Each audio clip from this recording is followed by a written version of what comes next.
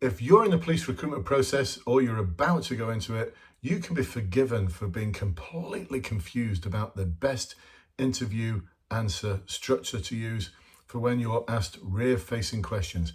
These are the ones at your online assessment centre or your final interview that start off with, can you tell me about a time when? Now, it could be things like decision making, collaborating with others, prioritizing tasks, challenging inappropriate behavior. There's a whole range of different questions that are popular ones. There's like a top 10 that we have that are consistently asked. But just knowing what the question is isn't enough. You'll hear me often talking about the 5 ingredients to an awesome answer: structure, detail, authenticity, emotional connect, and making sure you answer the question like quite simply. In this video, I'm going to talk to you about the 4 different types of interview structure and why this one here is the one that you should take note of, because this one here has been designed specifically for the police sector.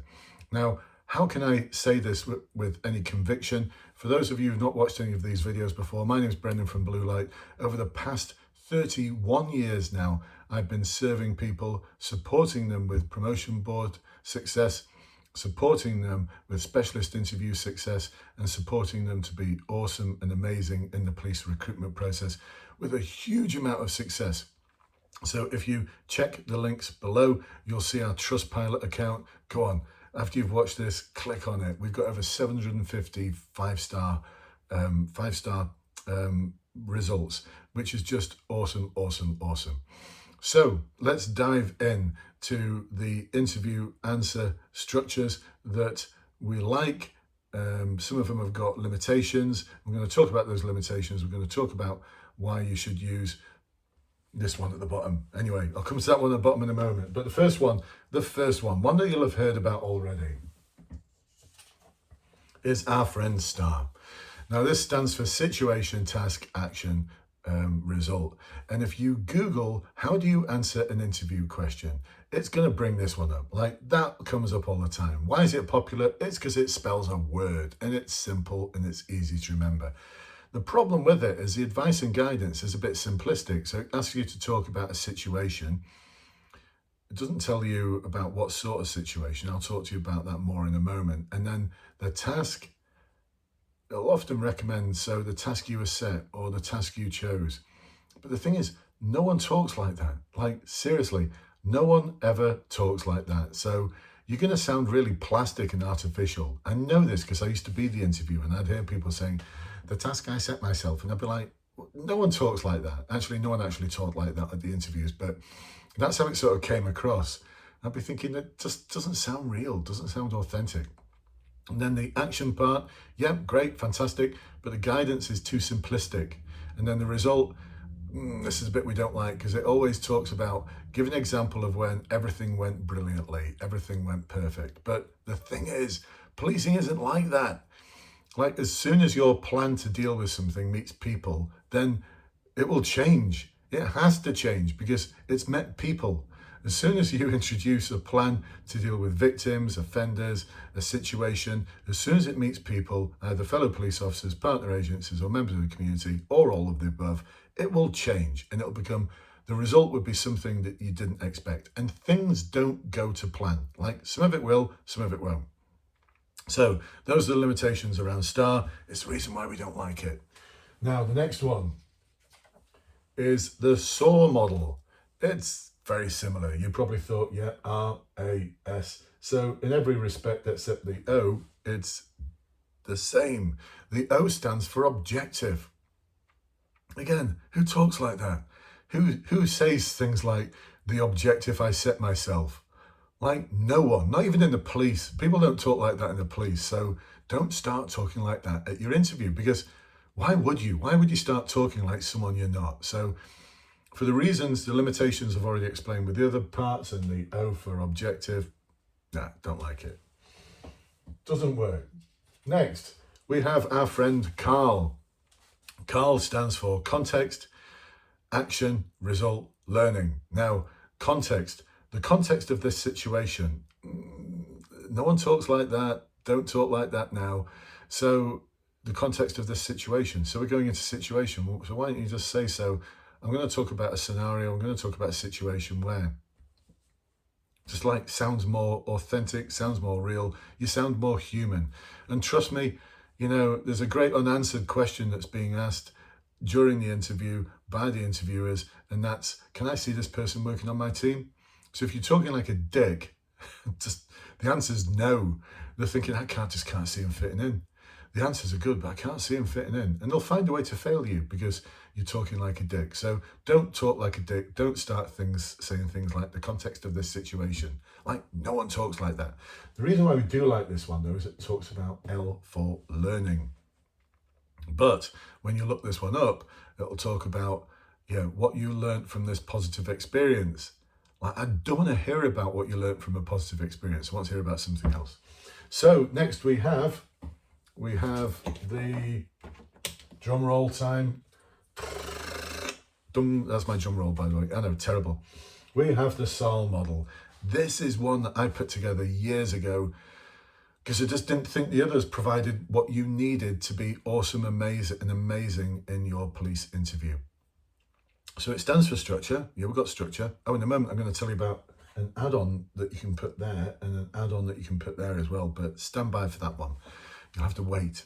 But it's awesome. This is what gives the high mark, the really, really high marks, the bit that goes either side. But you've got to get good at this bit first. You've got to get the basics right. So in a situation, we want to talk about challenging and difficult situations. If it wasn't challenging and difficult, then why are you telling me about it? I want to hear about challenging stuff. And so we also want to talk about impact factors.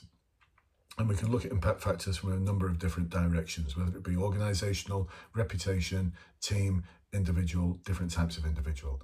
And so if the problem wasn't dealt with, what would the impact be? Now we go into the bit that sounds a little bit more human, and it's very national decision model for those of you who have bothered to look up the code of ethics and read the national decision making model, because you'll see part of that is having an aim. What were you aiming to achieve?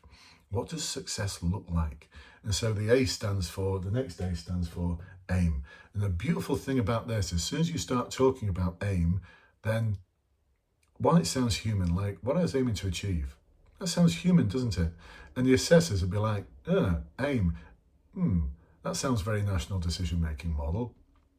And then when you start talking about options, no more than 3, by the way, and we've got like a standard 3 that you could utilize. We don't want to put thoughts in your mind, but look, if you thought these things through, all we're going to do is extract these thoughts in our one-to-one coaching to turn it into the sort of language that's going to score you really, really highly. So you want to be thinking about the options, the options you considered and the option you chose and why. Very NDM.